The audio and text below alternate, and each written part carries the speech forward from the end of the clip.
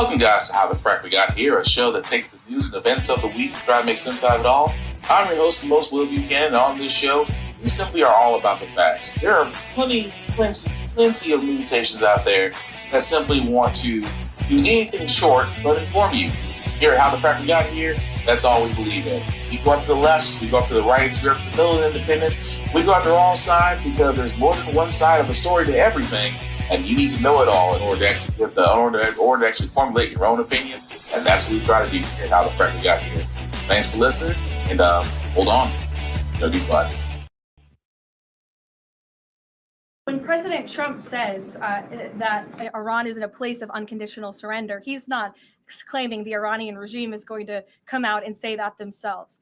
What the president means is that Iran's threats will no longer be backed by a ballistic missile arsenal that protects them from building a nuclear bomb in their country. I could make an empty threat, but if I have no actions to back it up, then it's an empty threat. And so President Trump will determine when Iran is in a place of unconditional surrender, when they no longer pose a credible and direct threat to the United States of America and our allies. It's obviously within the best interest of the United States and the West to no longer have a radical terrorist in charge of Iran, especially as we see their reaction to Operation Epic Fury. They had their missiles turned towards our Gulf and Arab partners in the region.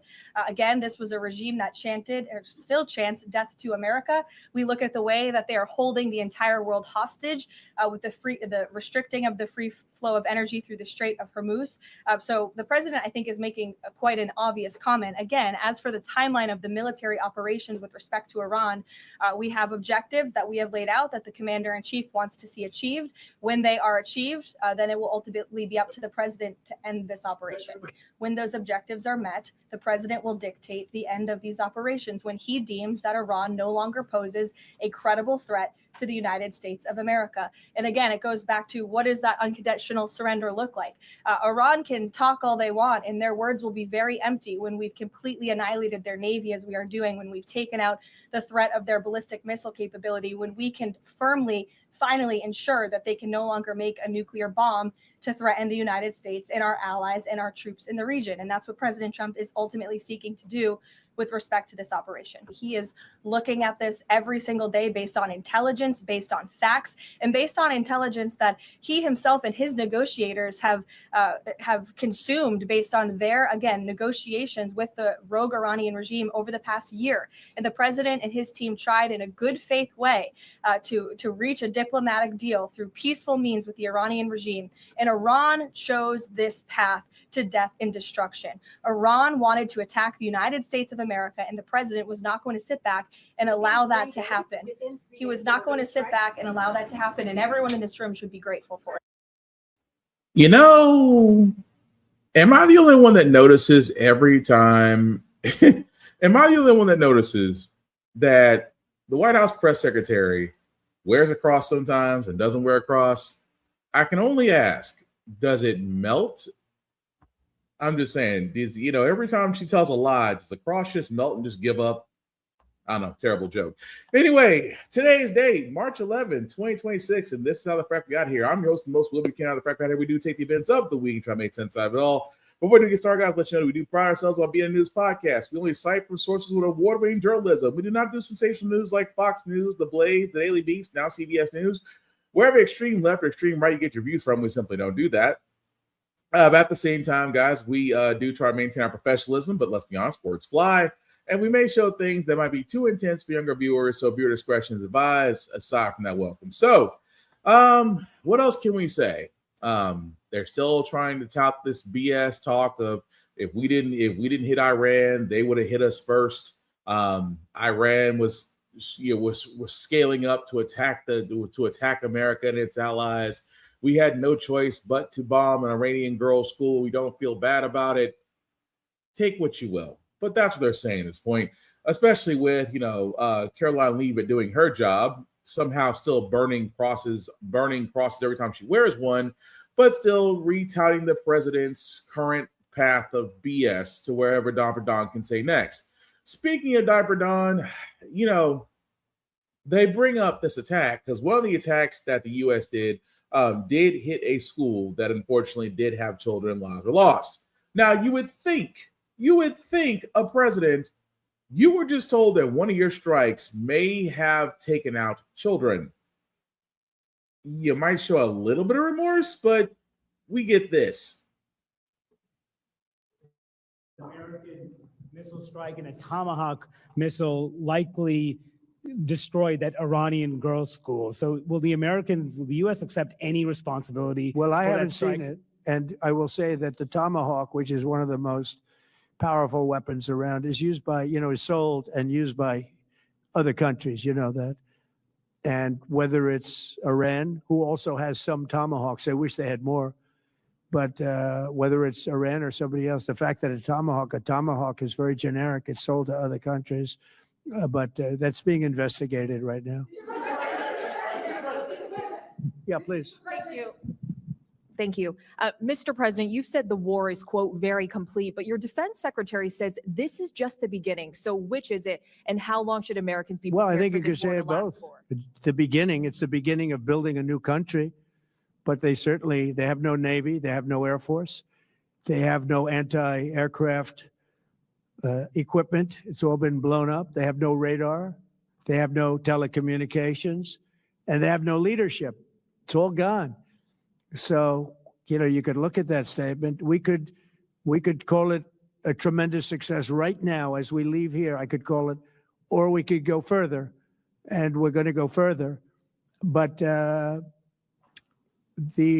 big risk on that war has been over for 3 days. We wiped them out in the first 2 days. When you think about it, it's incredible. We wiped out a big Navy, very powerful Navy. These were ships. These were serious ships. These were ships that you buy when you want to win battles. They're all on the bottom floor. The sailors are all running off their ships. They refuse to get on. I mean, you would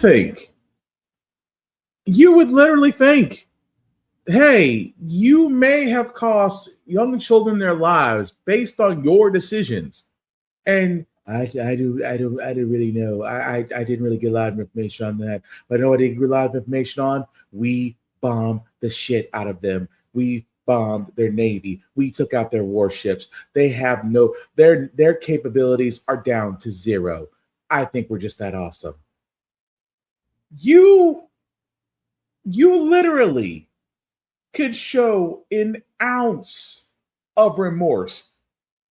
Human decency. It's not that effing hard. But the level of, oh, well, yeah, I'm not really sure about that. This is why. Even Bush 2.0, a man that got us in Iraq under false pretenses, showed way more remorse than Diaper Dawn. I'm talking Bush, had Dick Cheney, a guy who literally shot someone in the face and they apologized to him. But Bush 2.0 showed a lot more remorse for the war and the decision that he made. Whereas Diaper Dawn can't help but talk about the amazing destruction that he and hardly sober Pete Hegseth caused. And that right there should tell you everything you want to know. That children lost their lives because of your military actions, and you show zero remorse. And even more so to where, again, as we talk about, the upcoming World War III in Iraq, and the president still saying, oh, I'm not ruling out troops on the ground. Diaper Dawn, oh, I'm not bringing troops on the ground. All I gotta say, fellas, if you sign up for selective service and you're under the age of 40, I'm a little concerned for you guys. Mothers out there are worried that we're going to have a draft, that they're going to see their sons get in and daughters get involved in this. What do you want to say about the president's plans for troops on the ground? As we know, it's been largely an air campaign up until now. It has been, and it will continue to be. And President Trump wisely does not remove options off of the table. I know a lot of politicians like to do that quickly, but the president, as commander in chief, wants to continue to assess the success of this military operation. It's not part of the current plan right now, but the president, again, wisely keeps his options on the table. Leavitt's comments are in line with what the White House has previously said about any potential plans for troops on the ground in Iran. But questions about a draft in the U.S. are trending online. Sean Timmons, an attorney who practices in military law, joins me now to discuss. Sean, great to have you. We haven't seen a military draft call since the early 70s. What should people know about military drafts? Well, thank you very much. I appreciate the opportunity to speak to you. Look, the military draft has been non-existent for over 50 years. We have an all-volunteer military force for 5 decades plus. 1973, I believe July is when the authorization for the draft officially ended. It would take a new act of Congress to restart authorization and appropriations to fund and logistically implement a draft. So I think it's highly speculative. You would probably need to see something along the lines of World War III, either a conflict with Russia or a conflict with China, or some other unforeseen national emergency before the United States were to fully implement the protocols in place for a draft. So I think even a ground invasion of Iran, which is highly unlikely, would probably be handled by the current active force and the reserve force. There are 2 million uniformed members of the military in the active component and the reserves. That's probably more than sufficient to conduct any kind of land invasion of Iran. However, a national emergency, if war broke out with China or war broke out with Russia, it's possible Congress appropriates funds to implement a draft, but everyone should know the president does not have unilateral authority to implement a draft. Which he's right. But here's the one thing that also should be considered as my camera decided to go out. Apologies, folks. But here's the one thing to consider about what he said. That for the simple fact of the matter, yes, the president does not have the universal authority to conduct a military draft. That being said, however, we also forget this is the same president that currently right now has his GOP has control of the Senate still and has control of the House, even though that margin is getting ever so smaller as we get closer to midterms. So in the meantime, Trump could, if he wanted to, turn around and direct his party and saying, hey, we're going to institute the draft. We want your backing. And that's the problem. That is the entire problem with all of this, that he could institute it if he wants to. Because keep in mind, guys, he went up to Venezuela. He went up to President Maduro out of Venezuela. He somehow did not get impeached. Why? Because Pam Body's not going to do it. Then he decides to attack Iran. Which again, Iran did not have any. Let me tell you something about Iran. Iran wasn't even looking at us. Not since the deal that they had with President Obama. They didn't look our way, even though they said death to the US. But on behalf of all black people, we're like, your only problem is with one guy at one address in one location. Go deal with him. We ain't got no beef with you. Signed all black people.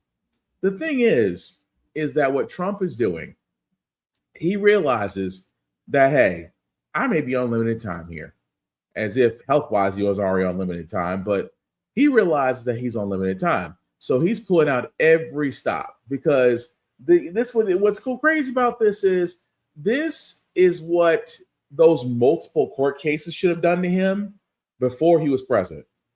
And what I mean by that is, he had the court case in Florida about holding on to documents he shouldn't have, the fraud case in Manhattan, the rape case with Jeannie, the sexual assault case with Jeannie Carroll, the election interference case in Fulton County, Georgia. Those 3 cases alone, outside of many others, should have landed him in jail, underneath the jail actually. But as we all know, when you become president, apparently you can be indicted or charged with anything, which is still the weirdest opinion of the DOJ to me. But what do we have now? Well, Trump has a lot of impeachable offenses, and I do mean a lot. But the current Congress isn't going to impeach him. No, fortunately, Republicans have majority, and it takes 2/3 of Congress to impeach a president. So we know that's not going to happen. So what does he do in the meantime? Unfortunately, whatever he wants. That's why he was able to go up to Venezuela. That's why he was able to start with Iran, saying we didn't get them, they would get us first, and all this other bullshit. Even more so when he talks about Cuba. Listen how he talks about Cuba. And that tells you this comes from a person that literally thinks they're untouchable right now. Moments of life. That's President Trump warning of imminent action against Cuba and boasting about U.S. military strength at the Shield of America's summit over the weekend. The White House billing the summit as a historic grouping of Latin American countries with a focus on battling cartels in the region. Trump suggests that U.S. intervention in Cuba is a key point on his list of foreign policy priorities and actually joked about how easy it would be to deal with the island as tensions mount between the two countries. An oil shortage Take also. about 2 days off, Marco? No, he won't. Maybe an hour. He'll take 1 hour off and then he'll finish up a deal on Cuba. That'll be an easy one. An oil shortage still leaving millions of Cubans without power as well. Oil to the island nation severely impacted when Trump halted Venezuelan shipments to Cuba after U.S. captured former Venezuelan President Nicolas Maduro. And see, that's the thing. See, that's the part that also we said week before last. That remember we sat there and said that Venezuela is literally sitting on the largest reserve of oil, more than the U.S., Russia, and the Saudis combined, and that Venezuela has poor infrastructure, and that all these oil companies looking at Venezuela like the next big gold rush. Hence why they cannot wait to get over there and start their own drilling. Well, unfortunately, Cuba was getting their oil as well. Cuba was also getting their oil from there as well. And since we invaded Venezuela, and Venezuela's current president wants to play ball with Trump, what's happened? Cuba, unfortunately, is now in the dark. And what is Trump saying this entire time? Oh, well, Cuba will be easy because you've already laid the groundwork. See, what kills me is he's already laid the groundwork in how he wants to do this. Because he tried to do that. Because again, everybody thinks, well, this is all distractions from the Epstein files. It's not. Trust me, the Epstein files, I would love to go in that tonight, but the stuff that was released, I'm almost certain I can't even show on here unless I heavily censor the pictures. Because the DOJ did release pictures from the Epstein files that honestly, if they don't make your blood boil and wonder why no one has faced crimes yet, as far as charges yet, you don't have a pulse. But we'll get to the Epstein files a little bit later in another podcast. But understand, the Epstein files, this is not a distraction. This is Trump pretty much saying, I can do whatever I want. Congress will not stop me, and all you can do is watch. And that's what he's doing. So if you think he will not go after Cuba, we also the same thing about Venezuela. We're all worried especially if you are enlisted in the military or active duty or reserve, you might be called upon. At the same time, I agree with Jesse Ventura when he sat there and said this. Anytime a politician calls for war, someone in your family needs to serve. Because unfortunately, it's always those of low, middle, or no income or poor income families that their children are always sent off to war to go. How's it always said? Poor people are always sent off to fight a rich man's war, and that's the case in this one. Because because Iran can sit there and say death to the U.S. Well, this is what happens because again, the U.S. decided, forget rules of engagement. We're going to attack them first, which is exactly what they did, which exactly puts us in the situation we are now, which, again, I would not be surprised if we do see boots on the ground in Iran. Because, again, Trump believes he can do whatever he wants. And for right now, he can because no one will check him. Bondi will not check him. His own party will not check him. And the Supreme Court is 50-50 on whatever they decide to do whenever he sends something their way, which seems to be almost once every 2 weeks now. But we will see because, again, the fact that he didn't joke about, see, a lot of people think, oh, he's joking about Cuba. No, he's being dead serious about Cuba. And we all need to start paying attention to it.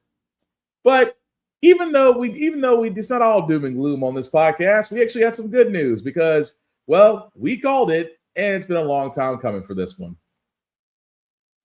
Tonight, Secretary Noem no longer. President Trump ousting perhaps the most divisive member of his cabinet, Homeland Security Secretary Kristi Noem, who led his immigration enforcement crackdown. The president abruptly announcing her firing on social media, writing, "I thank Christie for her service at Homeland," saying she had numerous and spectacular results, especially on the border. Moments later, this awkward split screen. Thank you for coming to this conference. Noem on stage at a law enforcement conference, but never mentioning her firing. A top administration official tells NBC News President Trump already frustrated by a series of Noem's high-profile controversies.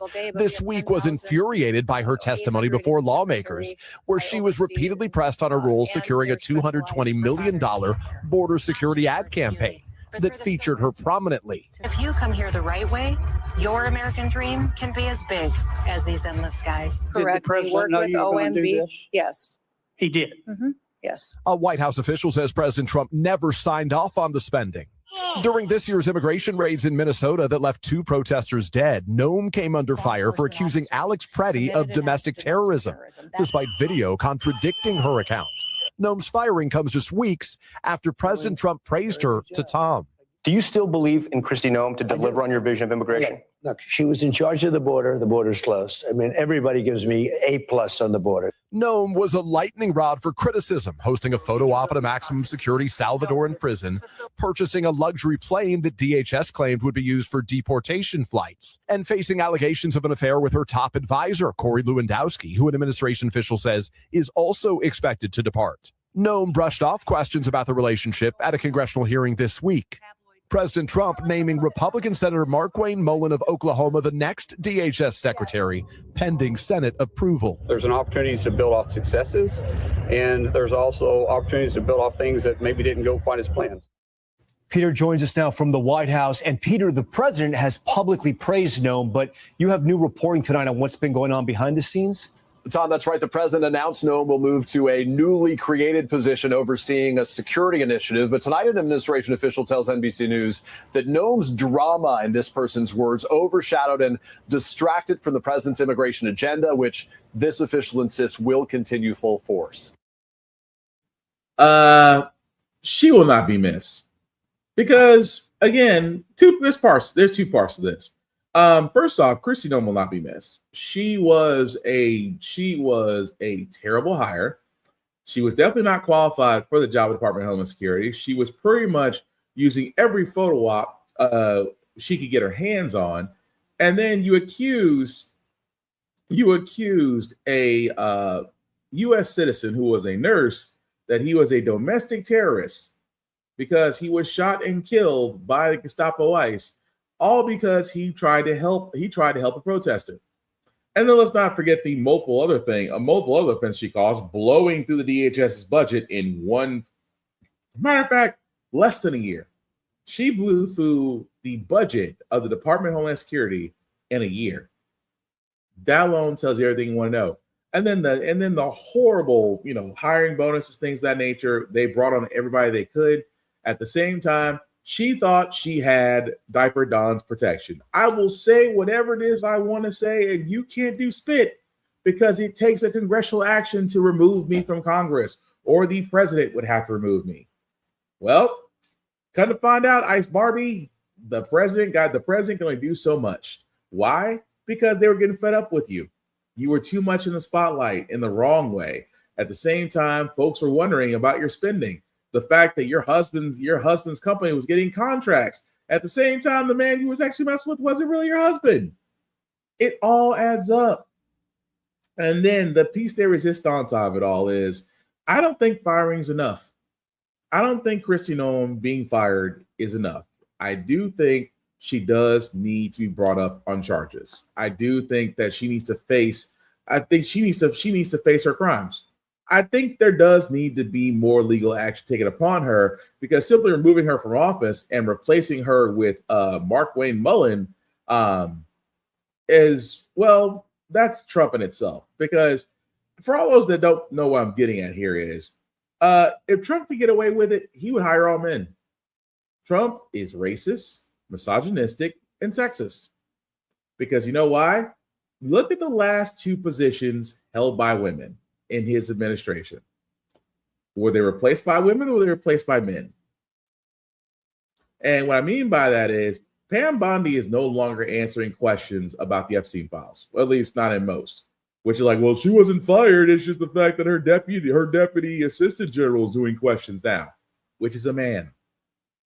He is now taking questions. Pam Bondi either will not take interviews or will refuse flat out to answer questions about Epstein files, even though that is her main priority. Meanwhile, Kristi Noem has been removed. Is she being replaced by another woman? No, she's being replaced by a man. This alone will tell you everything about Trump's administration. He only takes on women that are loyalists. And let's be honest, for the longest part, Kristi Noem was a loyalist. She did exactly what everyone in Trump's administration does. Praise him, kiss his ass, and said he's the best thing since sliced bread, while being underqualified and should not be in the position that she's been given.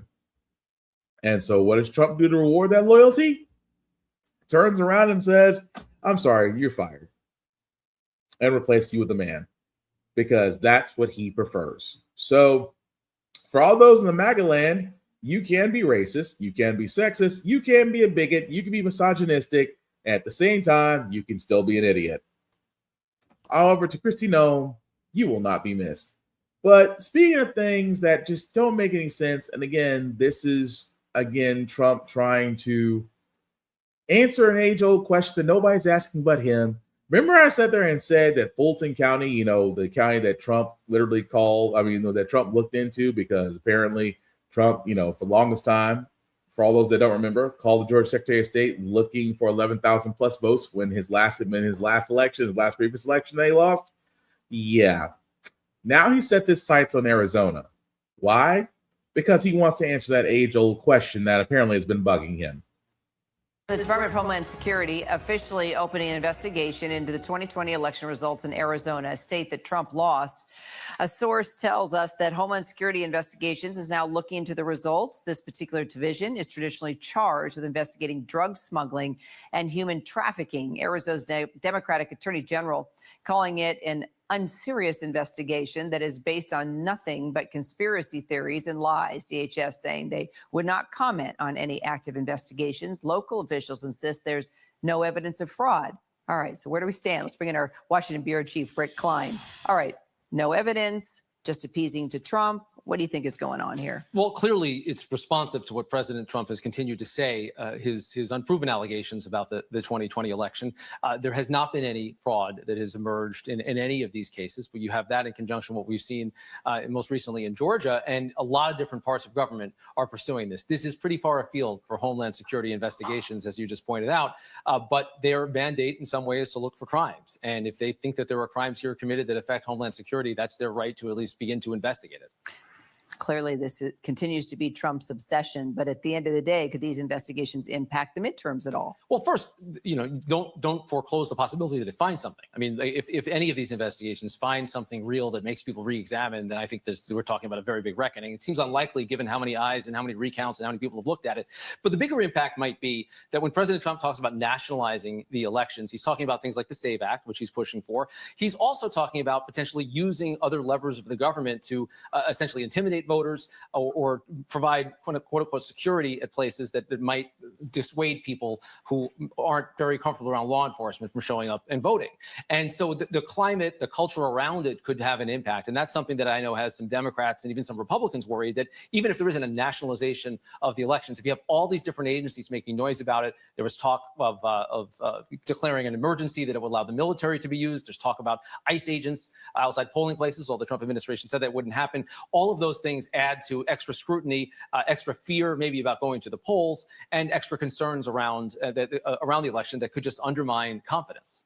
But when you think of the Department of Homeland Security, you're thinking of drug smuggling, human trafficking. You're not thinking of an agency that investigates election results. No, definitely not. I mean, look, some of the more outlandish conspiracy theories involving the 2020 election involve Venezuelan voting machines and Italian spy satellites. All of this has kind of the international intrigue that would potentially be interesting to a Homeland Security investigatory agency, as would be any kind of foreign intervention in elections. But there hasn't been any credible evidence that makes this a Homeland Security urgent issue. Of course, they can investigate what they like. They'd have to bring forward whatever evidence they had, and if it gets to a stage of a prosecution, nothing hurts from looking around, they would say. But yeah, this is not core to the typical mission of the Department of Homeland Security. I was going to save some time. Witch hunt.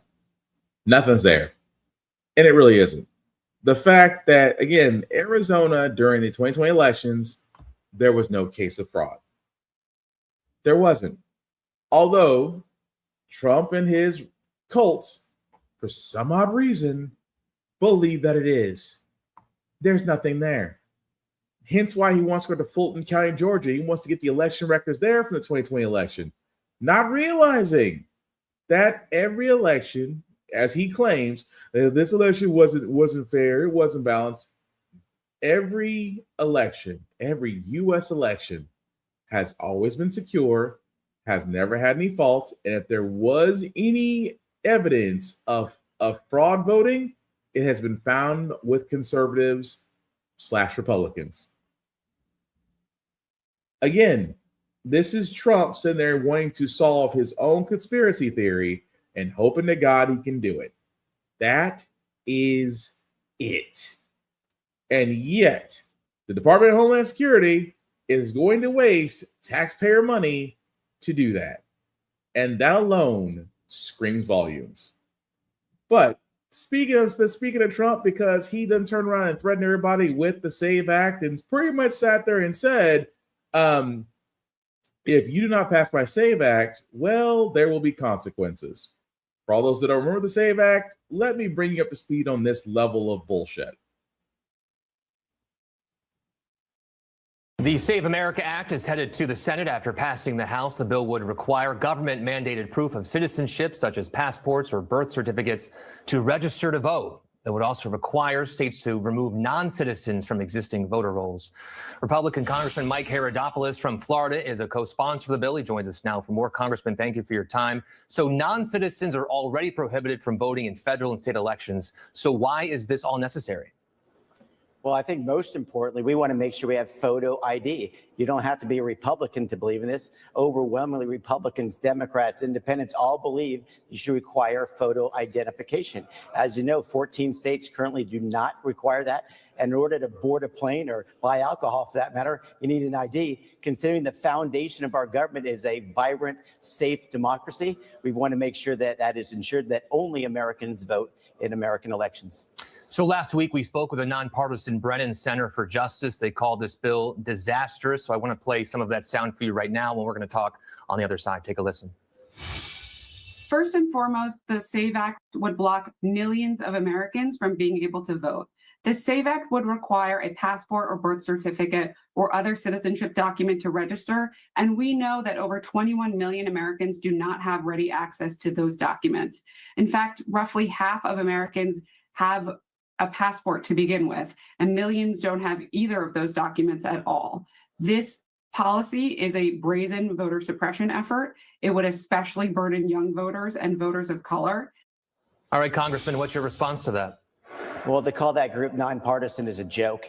That'd be one part. The second part of it would be that everybody who flies in a plane knows you need a real ID. And this is, again, a safeguard for our democracy. As you know, the Democrats in 2016 crowed left and right that Donald Trump was not a legally elected president. We were not happy with the 2020 results. What better way to affirm making sure only Americans are voting in American elections is to require ID and make sure it's a photo ID. And we do a citizenship check. Every other major country does this in national elections. We want to make sure that people trust the election results. That's why we're moving this forward.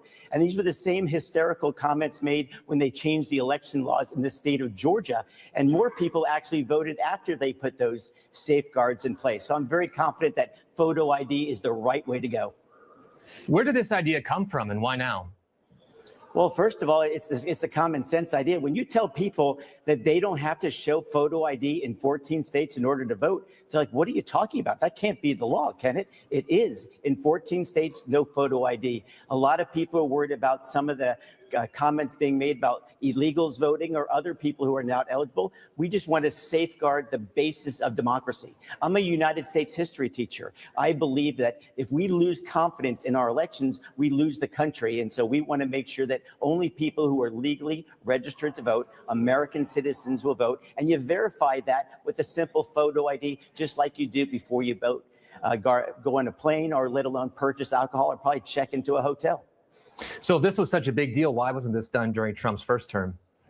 Well, I don't know, because I wasn't here. But what I do know is I'm here now, and I want to pass things like the SAVE Act. I want to give people the confidence once again that their vote counts. One person, one vote. It's the American way. And Congress should have an active role to make sure that the voter rolls are clean and that people who are truly eligible to vote. And anybody who tries to do nefarious things is not eligible to vote. So President Trump has called for Republicans to take over elections and nationalize voting. Would you support that? Well, I think you're mischaracterizing it. Congress has long had a role in getting involved in election law, whether it be back in 1845, when we made it where November would be the elections for Congress after the harvest, before winter set in. 1965, of course, the Voter Rights Act, the Civil Rights Act, and of course, HAVA and other voting things we've done in recent years. Congress should play an active role. It doesn't mean we're nationalizing elections. It means we're setting up basic standards, which are common sense: photo identification, making sure you're the person who actually you say you are, so there is not rampant voter fraud that could take place. And it happened back in the day. I can tell you as a history teacher, back in the 1880s, 1890s, where people go to multiple voting sites, say they're someone who they're really not. Let's get rid of all that. Modern technology can easily solve the problems, as the partisan Brennan Center talked about before. So when President Trump says he wants to take over elections and nationalize voting, and I just repeat what he says, what part am I getting wrong? Well, what I'm saying is, the way I view it, I can't speak for the president, is... I know, but what I'm saying is, if the president of the United States says something and then we report on what he says, that's what the president says. I mean, how am I mischaracterizing his own words? I mean, that this is what he's saying. We can play the sound. Actually, do you know what? Let's just play the sound. We can play the sound here. The Republicans should say, we want to take over. We should take over the voting in at least 15 places. The Republicans ought to nationalize the voting. And we have states that are so crooked, and they're counting votes. We can't allow cheating in elections. Now, if we need to put in federal controls as opposed to state controls, remember this: they're really an agent. They're really accumulating the votes for who wins an election. If they can't do it honestly and it can't be done properly and timely, then something else has to happen. So just using what the president just said there in those two clips, do you support what he just said there?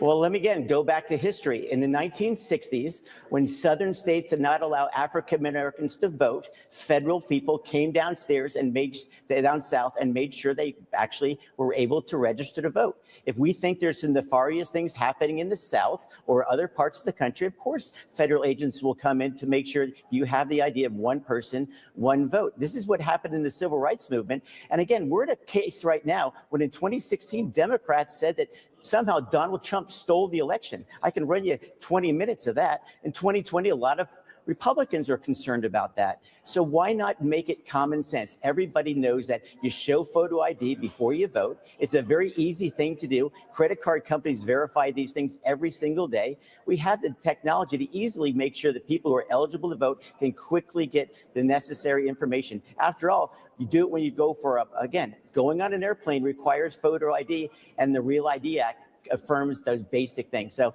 again, it's common sense, it is historic in nature, and it's nothing new. Congress should play an active role to make sure that it's one person, one vote. Okay. First and foremost, if that guy's a history teacher, I am fairly certain every one of his students failed. I am almost certain, because my God, the level of reach. And again, this what kills me, guys. This is honestly what kills me about these guys that come on here, that Literally, I think this guy was Mike. What's his name? Mike Harold. Oh, good Lord. Just know he's a Republican from Florida. Tells you everything you want to know. Here's the crazy part. Okay, the fact that he keeps on saying, well, I'm a history teacher, so back in the 1890s, this happened before. If I was the journalist that was interviewing him, I would hold his feet to the effing fire. Where in 1890? Really?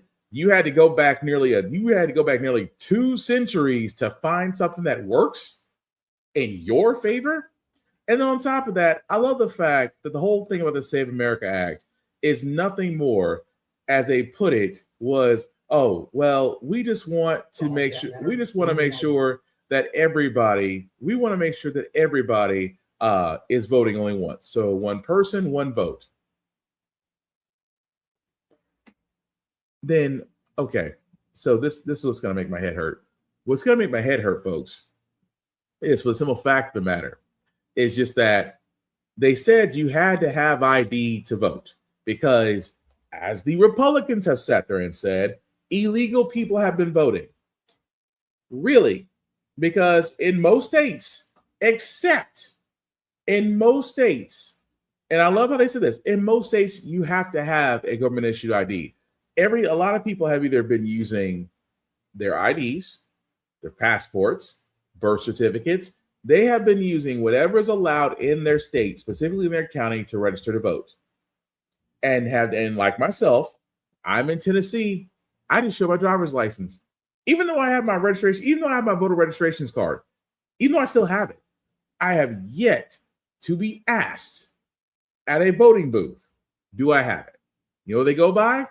My driver's license. Been that way since I could vote when I was 18. Been that way. So what the GOP has actually done, they've created this false narrative. And as you heard, the so-called former history teacher, thank God, he tried to say, well, not every state has this. There's 14 states. Okay. So California, Illinois, Maine, Maryland, Massachusetts, Minnesota, Nevada, New Jersey, New Mexico, New York, Pennsylvania, and Vermont, and the District of Columbia are the ones he mentioned that technically you do not have to have a driver's license or a government issued ID. It depends on the state. For example, California, you can use photo ID cards, your student ID card if you have one, a passport, a recent utility bill, or a document from the government proving your identity. And that can go, I mean, it's different for any of these other states that don't automatically require you to have a voter ID, have a government issued ID. But that's them. But that's the argument he's trying to make. The argument the conservatives are trying to make, that, hey, that illegal immigrants are still voting, even though illegal immigrants can't vote, because your vote has to be registered, you as a U.S. citizen, in order to vote. Of course, illegal immigrants don't vote. Illegal immigrants don't get benefits. Illegal immigrants are not a part of SNAP. But you know what illegal immigrants have been doing? Paying taxes into the U.S. But not to get away from the Save America Act. This is what they're saying. That you need to have a real ID, compliant ID showing citizenship, or you have to have a passport, or a military ID with proof of U.S. birth, or a government-issued ID showing U.S. birth. Now, for a lot of people that are wondering, this doesn't seem like a problem. It would be if you're a woman, specifically if you're a married woman. So let me just start from the beginning. A real ID. Yes, unfortunately, real IDs, especially a lot of states are enforcing that. Again, Tennessee, you have to have a real ID. I unfortunately had to go to the DMV and apply for mine. And so did my wife. Unfortunately, it's just a sign of the times. It effing sucks. A passport. Let's be honest. Not everybody has one. Especially if you try to get one now, it's backlogged. But like the journalist said in the beginning, not a lot of people are going to have passports. Military ID, unless you have served in the U.S., you're not going to have military ID. And then this is the part where I'm going to get to. Government issued ID showing U.S. birth, your birth certificate. So here's the reason why I sit there and say, if you're a woman and you're married, this is going to harm you. Because Let's say, for example, you don't have a real ID. Let's say, for example, you don't have a passport. Let's say you never served in the military, but you have your birth certificate that shows your maiden name, not your married name. So, in theory, if the Save America Act passes, married women would be affected by this because, and I'll say it again, if you're trying to go up there and you don't have a real ID and your birth certificate shows your maiden name, in reality, that could discredit you from voting. And let's be honest, I have sat there and said what Taco and them are trying to do. I have sat there and said that they are trying to move the goalpost. I have sat there and said that what he is doing is hedging his bets. This man is worried to death about the midterms. And I said before, if Democrats got their shit together, they could have an overwhelming landslide. Because here's the end goal. And I'm going to say what the end goal is for Democrats. Here's the end goal. The end goal is if the Democrats can get 2/3 of Congress in exactly 8 months from now, if the Democrats can get a majority of Congress, Trump's cooked, as the young kids say. Trump will be cooked. His administration will be cooked. They all could, this could possibly be the largest amount of impeachment proceedings ever done by an administration.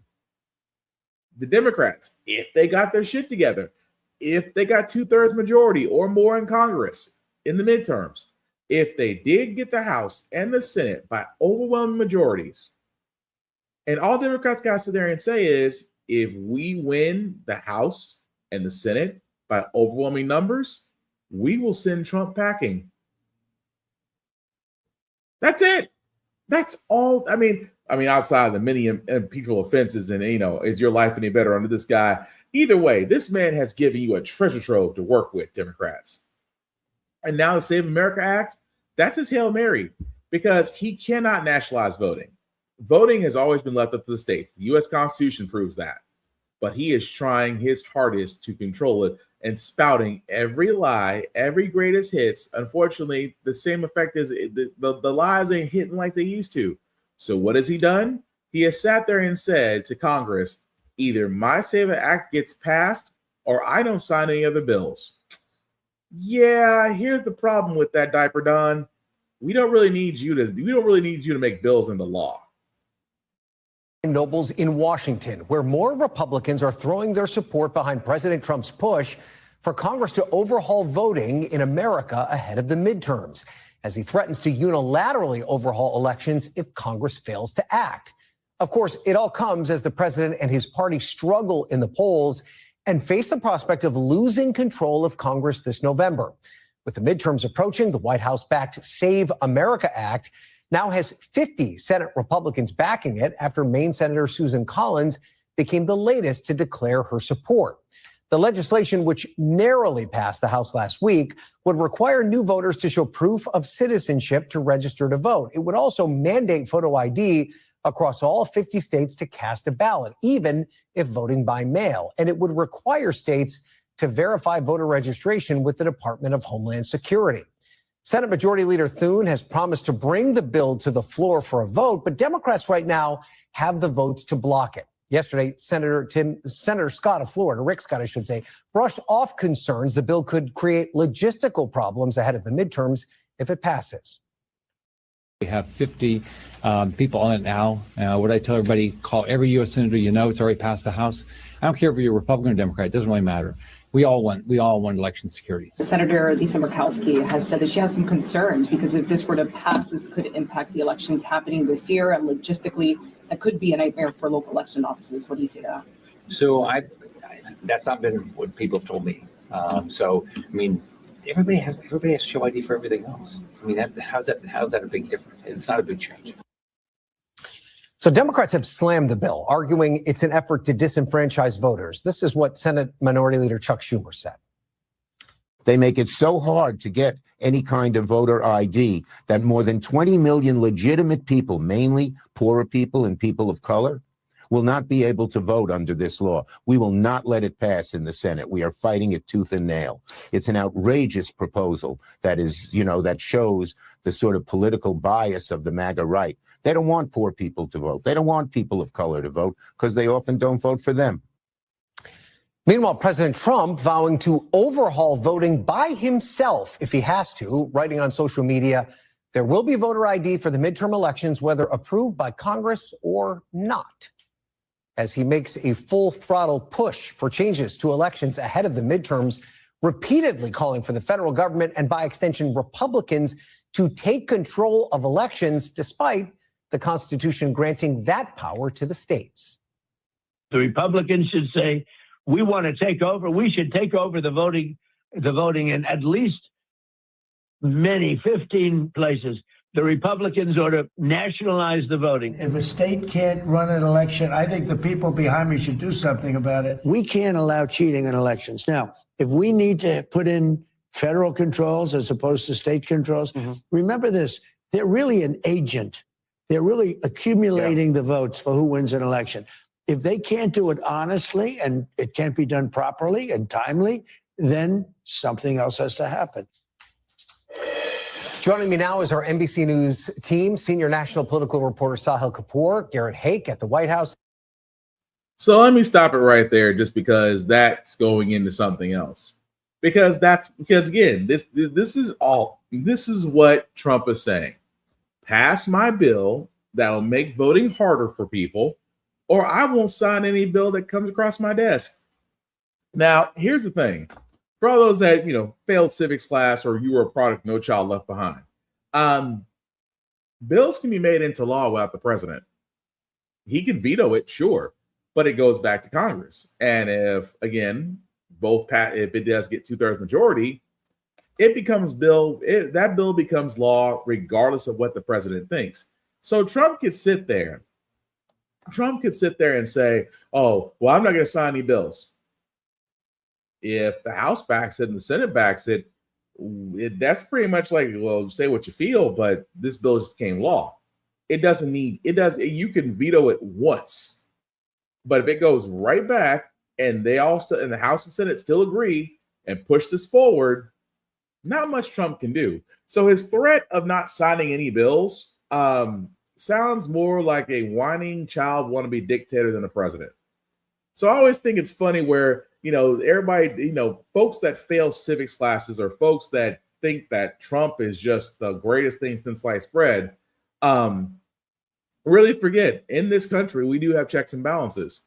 And that threat is about as empty as, you know what? Let me not say that joke. Let's just say that, Trump giving a threat is like a chihuahua barking at a Rottweiler. All it's going to do is make us laugh. But again, we shouldn't be surprised. What also isn't surprising, guys, that we're about to enter World War III as well.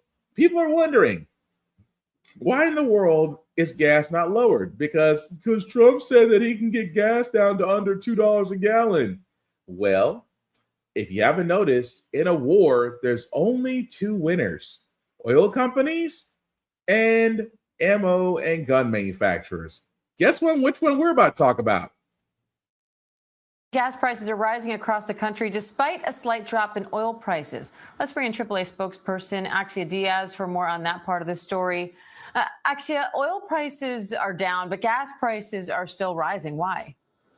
Yeah, they're going up. So this is the time of year when gas prices would go up naturally. And that's something to remember. This Iran conflict is coinciding with the time of year when spring break season kicks off, which means gasoline demand goes up and prices go up. Also, summer blend gasoline will hit the market soon, and that's more expensive to produce. So that cost is passed down to the consumers. We're paying about the same as we were in the summer of 2024. We are still nowhere near, though, the highs of 2022. After the Russia-Ukraine conflict began at that early spring time, we saw prices spike 60 cents in 1 week, and then they stabilized but kept going up incrementally until we peaked at $5 for the national average, of $5 a gallon. That's the highest it's ever been. We're not there yet. Could we get there?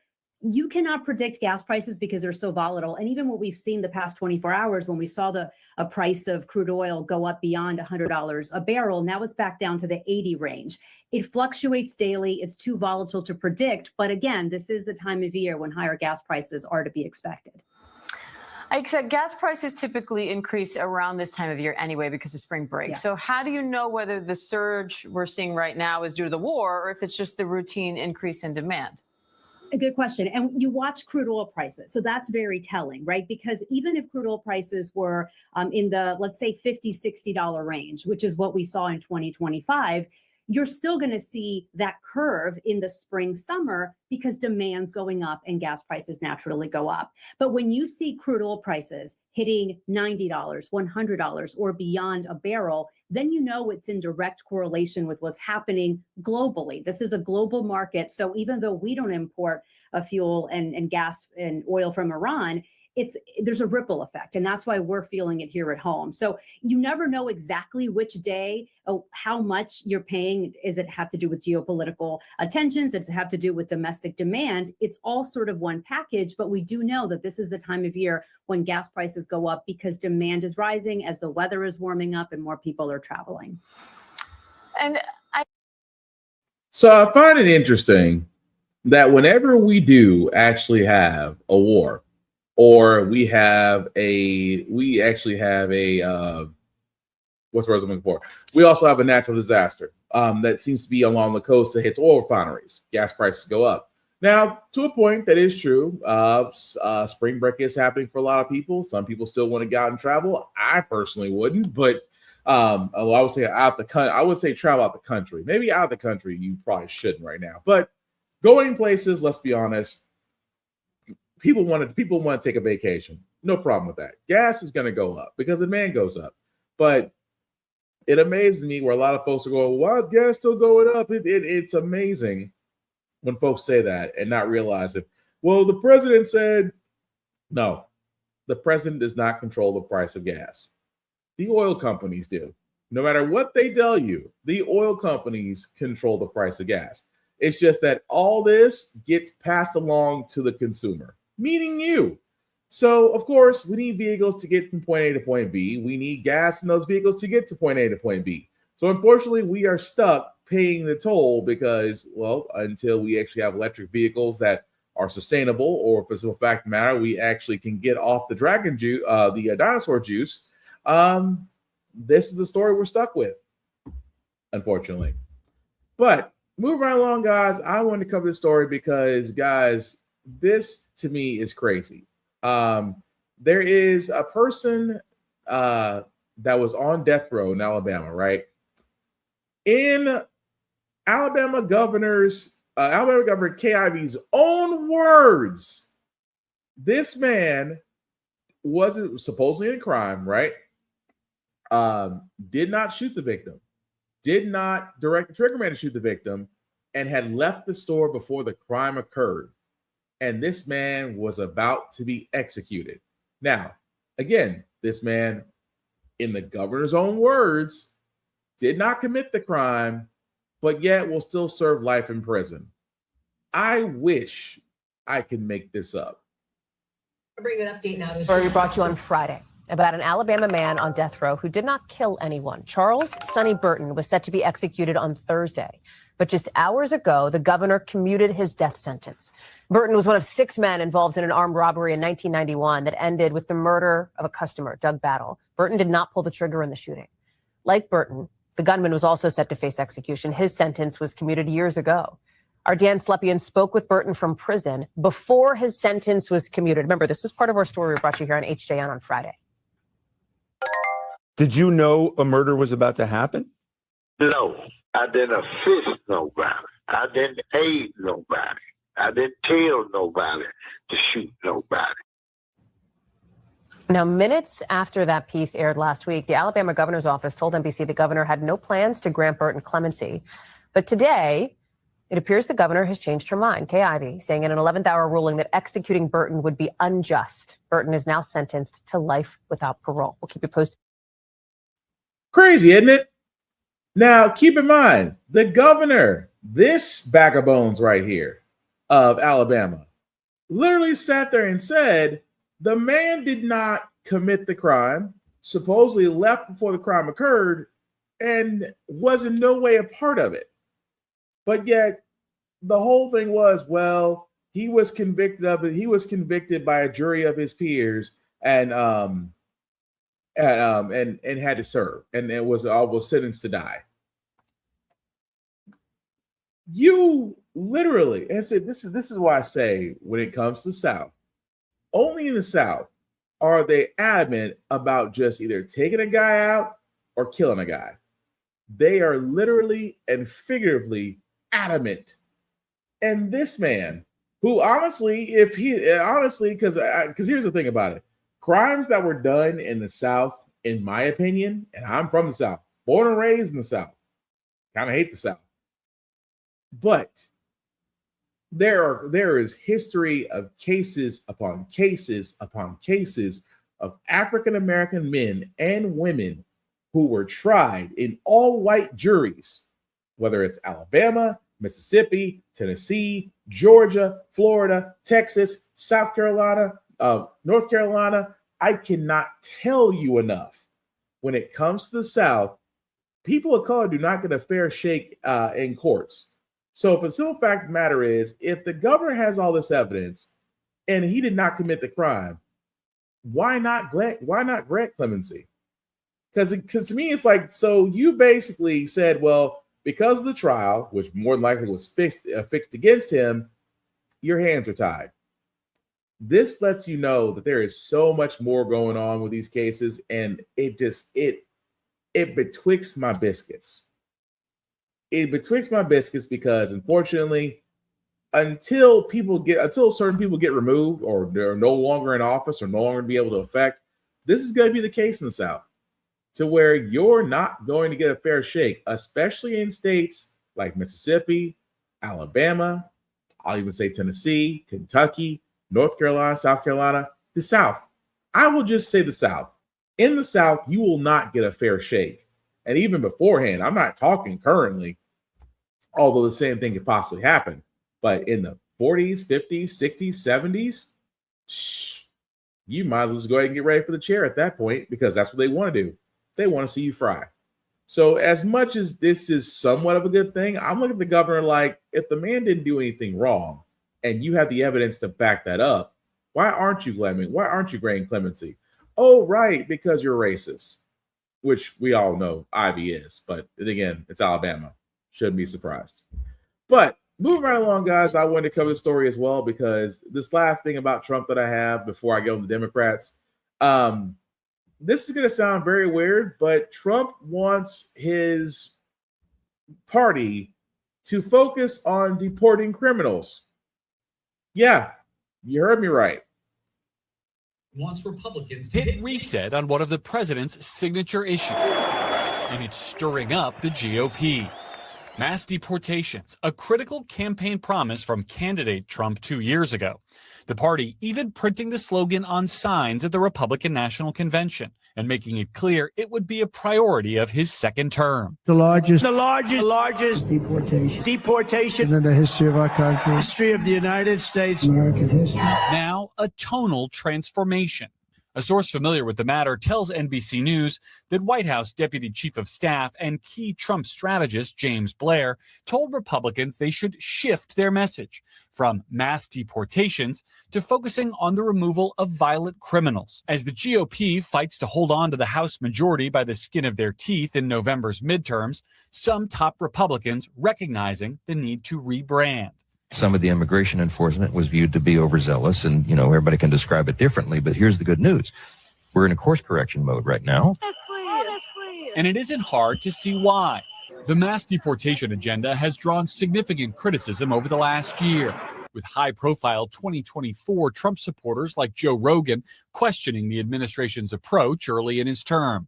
You can't deport gay hairdressers seeking asylum. That's crazy. And then throw them in an El Salvador prison.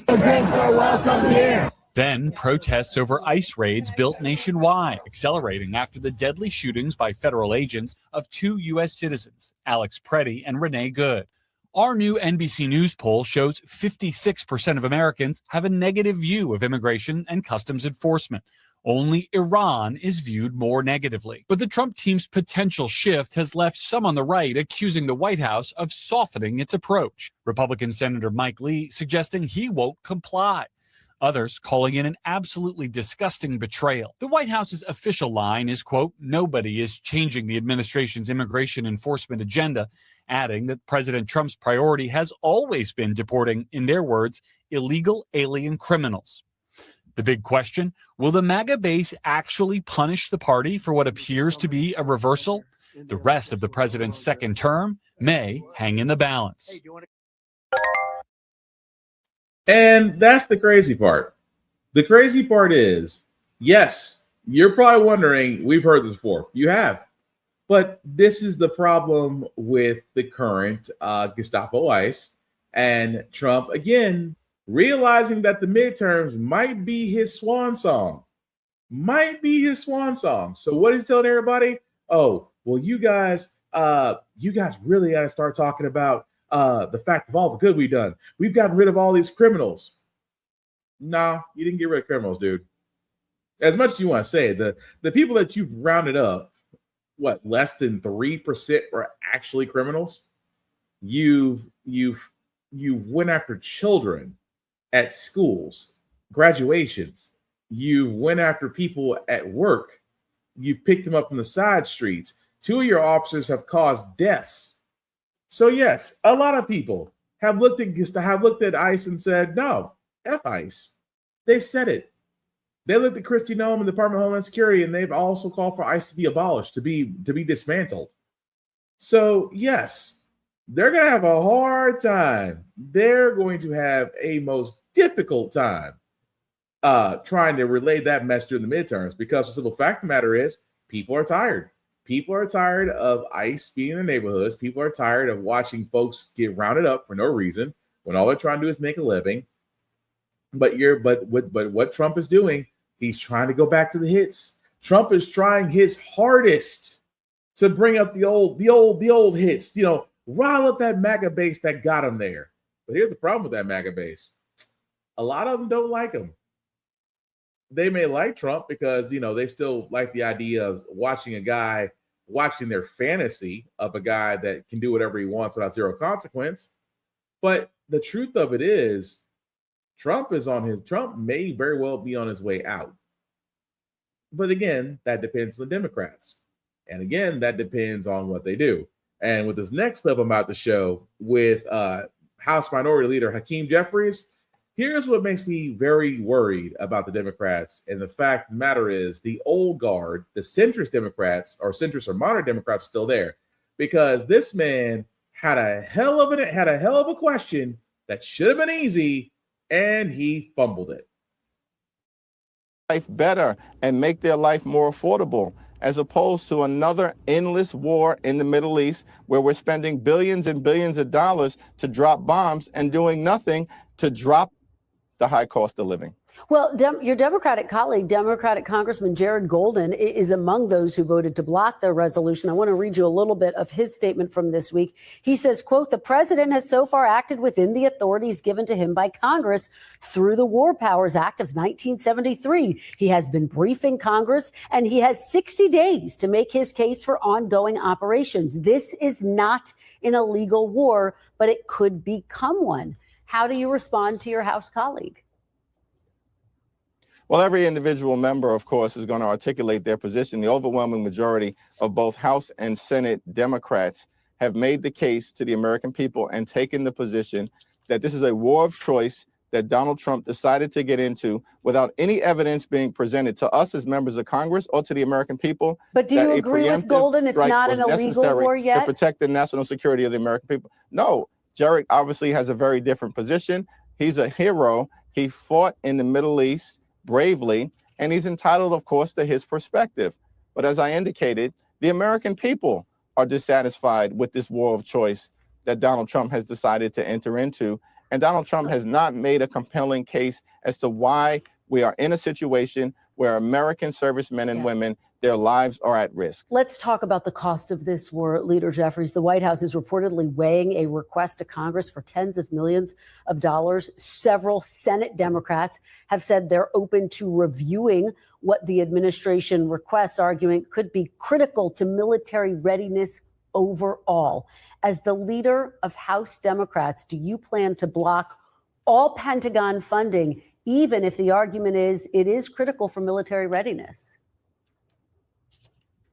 Well, we'll cross that bridge when we get to it in terms of if the administration makes a request to Congress to consider additional funding. But at this particular point in time, the administration has failed to make its case as to the rationale or justification for this war of choice in the Middle East. Listen, candidate Trump promised that he was not going to get the country into an endless war, particularly in the Middle East, in the aftermath of what we saw in places like Iraq and Afghanistan. President Trump has now done the exact opposite. And absent him actually providing us with a compelling rationale, he's going to have a difficult case to make on Capitol Hill. Leader Jeffries, let me ask you about another aspect of this. As you well know, President Trump. I'm just going to stop it right there. That right there. That man had a literal alley-oop. Your colleague said that this was so far he's within the abilities of the War Powers Act, but this war could become an unjust one. Do you agree? Well, my colleague's entitled to his opinion. Okay. Well, the Republicans want to back the funding for this war going to Iran. Do you want to block it? We're going to cross that bridge when we get there because they didn't present it. See, how can I explain Hakeem Jeffries? He's more centrist and moderate. And I've said this many a time on this podcast. Centrist, moderate Democrats are Republican light. That should have been an easy layup. I oppose the war because it's unnecessary. We basically violated the rules of engagement to attack a country that had nothing to do with us. How hard is it to say that? Will you provide funding for this war? Hell no, we will not. This is an unjust war, and we will not provide funding for it.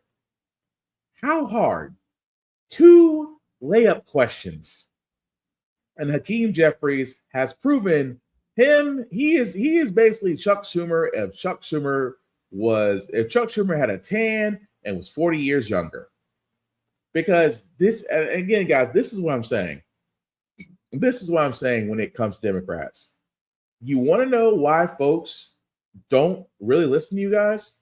You have Jasmine Crockett, Rashida Tlaib, Ilhan Omar, and other progressive women on the Democratic side actually saying the things that need to be said, doing the things that need doing. Whereas Chuck Schumer, Hakeem Jeffries, at one point, Nancy Pelosi were all like, well, let's not make any rash decisions. But you'll side. And let's not forget earlier this year, let's not forget the government shutdown to which 8 Democrats sided with the Republicans in order to push forward what the bill they wanted and broke the government shutdown at the point to where the Republicans were about to bend over after nearly 40 days. They were about to bend over and say, you know what? We're just going to agree. And 8 Democrats folded, Tim Walz being one of them.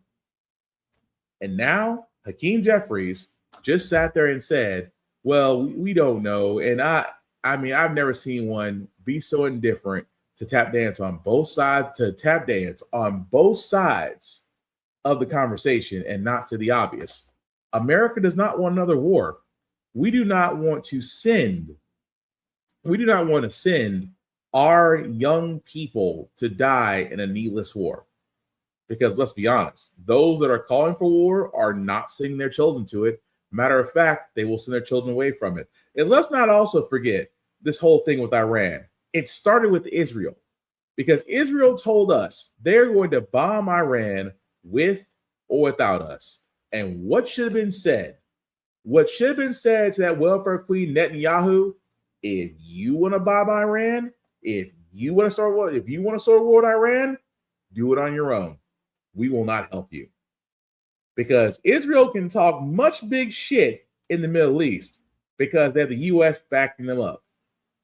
And let's be honest, if the U.S. did not back Israel up, Iran and the other countries would have Israel subdued in a matter of months. That lets you know Israel needs us more than we need them.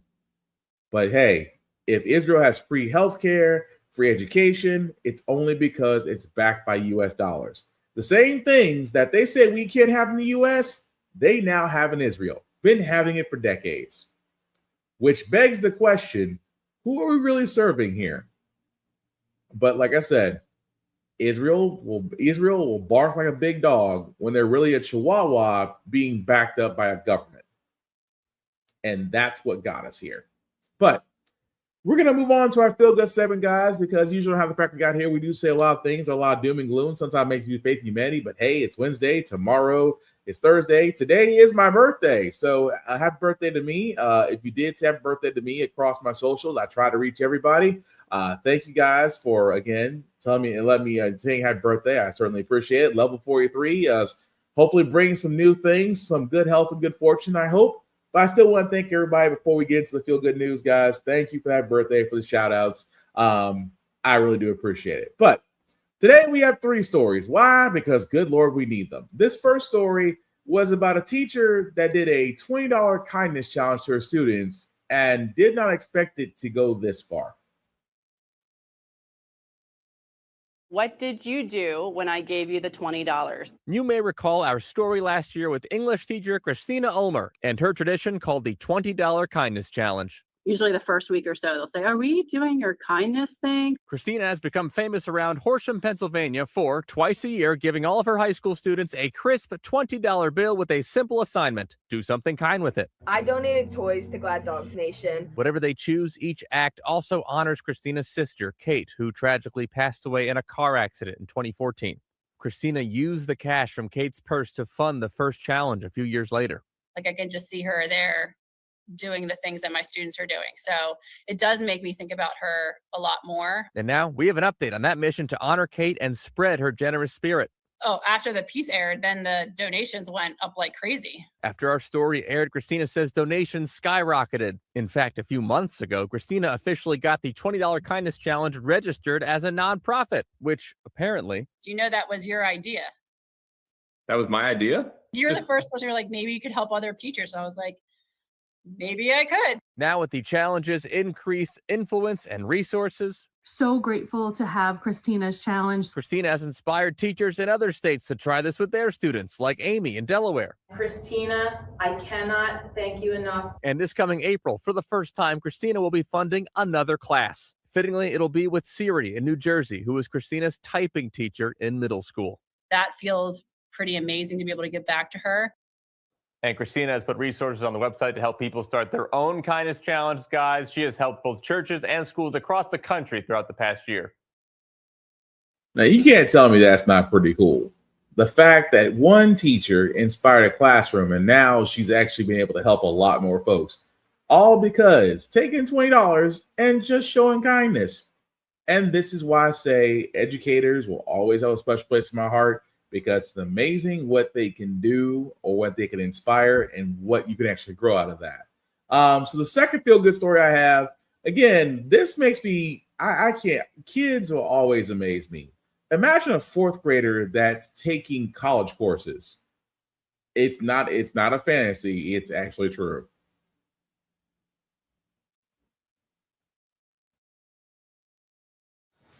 A remarkable young student in Southern California is proving it is never too early to aim high. 10-year-old Honey Cooper, a 4th grader at Kimbark Elementary School in San Bernardino, is already balancing elementary school with college classes. Cooper has become a dual-enrolled student at San Bernardino Valley College, a rare achievement for someone her age. The young scholar hopes her story inspires other students to believe big dreams can start early. Honey, welcome to the show. It is so nice to meet you. So I understand that you are balancing fourth grade and college classes at the same time. Is that difficult? It's easy. What's it like? Well, it's kind of difficult at first because you're firstly starting and it's literally like only Wednesday, so you have to balance your regular school and your college classes. But I soon got a hang of it, and it soon became easy for me to transition. I'm sure it was. So is your fourth grade classwork even a challenge at all? Not really. How did you end up deciding, you know what, I think I'm ready in the fourth grade to start taking college classes? I think it started because Miss Rodriguez said that, do you think that Honey can take some college classes? And then my mom asked, and I said, yes. And then so we asked about it, and then they agreed. So then we started to get enrolled. And was that exciting for you? Were you feeling nervous? How were you feeling? I was feeling a bit excited and nervous at the same time. Mm-hmm. So a lot of kids your age may think, and for most of them it is, college is way off. What would you tell other students who have big dreams like you? I would say keep going and never give up, because you can always do it even if you think it's hard. So you're already taking college classes while most kids your age are just starting to think about middle school. What do you hope to study or become when you grow up? I have like a lot of choices to choose from, but I either want to be a surgeon, a fashion designer, or an artist. You have a long way still to decide, but honey, keep studying and plugging, and we hope to have you back on the show in just a few years when you'll probably already be a college graduate in, I don't know, 4 or 5 years from now. Honey, thank you so much for joining us. A pleasure to get to know y'all. Fourth grade. I'm sorry. I'm in amazement. I'm in amazement. Fourth grade and taking college courses. She's a dual enrolled student. She sat there and said, how are you dealing with homework in fourth grade? I'm amazed, man. You know what? Kid's gonna be all right. There's no other way it's like it. There is no other way I can say it. They're gonna be all right. But fourth grade, I'm gonna be looking at my kids at third grade like, look, if fourth grade can do it, y'all can do it. I'm playing. My kids, I'll be proud of whatever they want to be in life. But hey, if your butt can knock out college before sixth grade, not gonna judge. But the last story we do got, guys, for our feel good segment before we wrap it up. Again, a single mailman who has went viral. And again, it is amazing to me when you do good things, kindness comes along, goes a long way. But I'm going to shut up and just play the video. Levante Harvey loves to sing, and when he delivers mail in the West Chicago neighborhood of Austin, he does that. One day, a woman heard him singing and asked if he'd come back to perform for her grandmother, who recently lost her husband of 50 years. Take a listen. This for you, Grandma.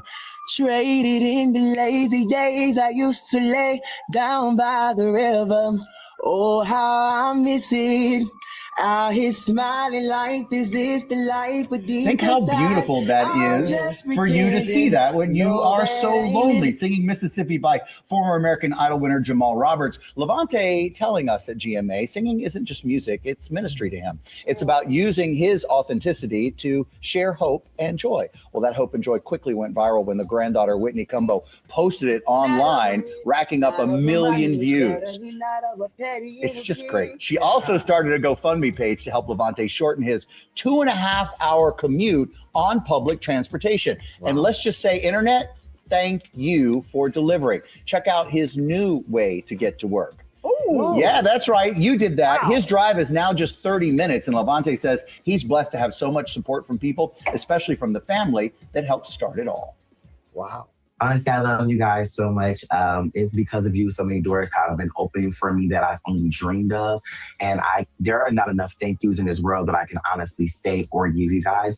Just know that you have my heart and I will always be here. That's awesome. Oh, that ride could get him here to GMA for the summer concert series. Levante says he's now in regular contact with a family, that his life has been transformed, and he wants to thank everybody who saw him sing on that door. He's so authentic. The reason he wasn't doing it for anything but just to bring hope and joy to one woman. That's why I wanted you to sing it. Hey, look, if you can sing like that, and effortless, like, do not get me wrong. If you can sing like that, hey, sing your tail off, especially in a mailman position. But I'm glad that he was able to make somebody's day at the same time, transform his life, got himself a new ride. And like I said, kindness. It doesn't hurt to do it. It doesn't hurt to do it for other folks because you don't know what it can bring in your path. I always say, karma comes around, whether good or bad, and she ain't never late. But shout out to all those stories, guys. But that's going to do it for this podcast. Thank you all for liking, for watching, for letting people know this is live. I certainly appreciate it. Again, thank you for the birthday shout outs. Even though we're about to head to World War III, thank you, everybody, for telling me happy birthday again. I try to catch everybody I can. And like I said, I'm surprised that so many do. It always surprised me that so many people do wish me happy birthday. And like I said, happy and humbled that folks do that, to take time out of their days. And for those, all I can say is thank you. Thank you, thank you, thank you, thank you. But shameless plugging before we do get out of here, guys. Shout out to APR TV. Why? Because How the Frack Got Here can be seen on APR TV. APR TV is an app that is on the Roku and also the Amazon Fire Stick. You can definitely check them out, as well as other shows. You will not be disappointed. Also, blurredstation.com. We talk about blurredstation.com all the time, guys. It is a streaming service that has movie, television, you name it, they have it. They did recently cover BlurredCon that did wrap up this weekend. If you are in the DC area, hopefully you do get a chance to check out BlurredCon. If not, you can go to the BlurredCon YouTube page to where you could actually go back and see the streams. So much Black excellence that was done there. And definitely a lot of surprises. Hopefully, if you're there to see BlurredCon next year, definitely go there. But for Blurred Station, you can definitely check them out. $10.99 a month to stream Blurred Station, and Blurred Station can be streamed on all smart devices. Definitely check them out. Also, check us out at How the Frack Got Here on YouTube. Again, if you just type in How the Frack Got Here, I'm very proud about this. If you type in How the Frack Got Here on YouTube, it'll take you directly to our page. You can like, share, and subscribe. Hit the notification button anytime we do go live or a show is uploaded. I cannot stress enough to everybody that has done that already. Thank you, because again, without you, we're not getting very far. So if you are new to us, please also like and share and subscribe as well so you don't miss a thing, and I will certainly appreciate it. Also, check out Blurred's Eye View. Myself and others every Tuesday and Thursday do cover the world from a Blurred's Eye point of view. Again, we would love to have you, as we do like to have a lot of fun on the show. Also, from the Blurred's Eye View page on YouTube, you can actually follow all of us here. Roomful of Blurs, and she has her show every Sunday at 7 p.m. Geek by Heart, who also does, her and her husband do movie reviews, also do gameplay. She is currently doing Age of Calamity right now. Tafara TV Gaming, Tafara TV's second gaming channel, as he does modern and retro games, and he does it on a walking treadmill. Not too many people can do that, just saying. My other video game show, along with Tafara TV and Show Got Joe, at the Give It Podcast every Friday. You can't miss that. Of course, How the Frack Got Here will be on there as well. Navy Montel, BlurredCon Speaks, does speak with a lot of people in the Blurred community, as well as streaming tabletop gaming on his own. Also, Shoko, who is a looter shooter, does usually Lorcana and Overwatch. Lore of the Culture, as he does cover everything in the world of comics and Hollywood media. And of course, Tafara TV has his original page there. Definitely like, share, and subscribe with everybody there. Also, Whoopty freaking do, and also Fresh Pressed Nails by Z. Although she's not on here, she is definitely on the IG page as well. You can like and share and follow every one of us, guys, because we all have something to add to the table. And again, we're just trying to definitely showcase that for all of you here. Of course, How the Frack Got Here podcast can be heard on Spotify, on Apple Podcasts, on Google Podcasts, Amazon, wherever you get your podcast, whether visually or audio. You can definitely catch us there. Outside of that, guys, again, thank you for the birthday shout outs. Cannot stress that enough. Level 43 may bring great things for myself and my family and friends. I hope that's been my birthday wish. My birthday wish has always been that I just hope that things are better this year and we can moving forward, because progress is always the goal. Outside of that, guys, please work on your mental as well as your physical. Mental health is so vital. The body, where the mind goes, the body follows. Again, there are plenty of resources and services out there. Please don't take that last option to self-delete. Please, we need you. You are wanted. You matter. We need your verse to add to this great song of life. At the same time, men, I am talking to men, specifically black men in general. Please go to the doctor. Physicals are not enough. I am a workaholic. I'm workoutaholic, I should say. Although I kind of am a workaholic, but I like going to the gym. I like working out, but it's not enough. I'm 43 now, which means that there are some things I am not looking forward to that a doctor has to check out. But I have to do that because I want to be around for the long term. I want to be around for my wife and my kids. So please, black men, make the time, see a doctor, make sure everything's all right. Physicals just ain't going to cut it anymore. Just saying. Outside of that, guys, protect your peace. Put the phone down for a second. Doom scrolling doesn't lead to anything but heart attacks and poor decisions. Go outside, enjoy the world, touch some grass, have some fun, talk with your friends, enjoy life, because in the end, we're going to be all right. But with that being said, guys, last things about how the Frack out here, it's all about staying informed. We are not trying to reinvent the wheel, people. We are simply giving you all the information allowed you to make up your own mind, but we do provide a logical perspective that goes along with it. We do better as society once we're informed. We're progressive. We move forward. We try to right the wrongs of our past, been making decisions now that we should have done back then, like electing our first black woman to the Supreme Court, electing our first black woman to the Federal Reserve as a Federal Reserve governor, and maybe one day, electing our first black woman to be called Madam President. All great things. When we don't learn from history, we are doomed to repeat it. That's what we keep asking ourselves. Why does everything go but our paycheck? Why are we electing different politicians every cycle, but still the same old game in Congress? And most importantly, how the Frack we got here. Thank you all for watching, guys. Please take care of yourselves and each other, and I promise we will get through this. Live long and prosper, guys. I am out. Thank you for wishing me a happy birthday. I appreciate it. Take care of yourselves, guys. We're going to be all right. Peace.